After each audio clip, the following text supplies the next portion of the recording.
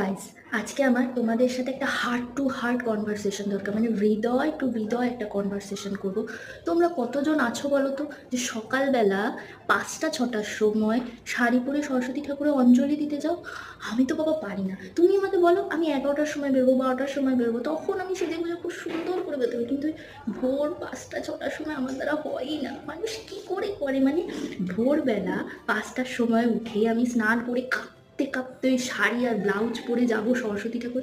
আমি ঠান্ডাতে ওখানেই জমে যাব, সরস্বতী ঠাকুরকে কি অঞ্জলি দেবো?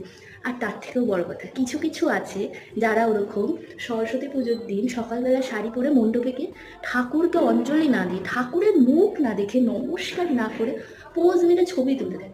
তাহলে ভাই, তোরা অঞ্জলি দিতে যাচ্ছিস কেন? তোরা আর 5টা নর্মাল দিনের মতো বেরিয়ে পড় না শাড়ি পরে ফটো তুলতে। অঞ্জলির সাথে শাড়ি পরে কি সম্পর্ক ভাই? সরস্বতী ঠাকুর কি বলেছে তোমরা শাড়ি পরে না আসলে আমি অঞ্জলি নেবো না? বলে তো না।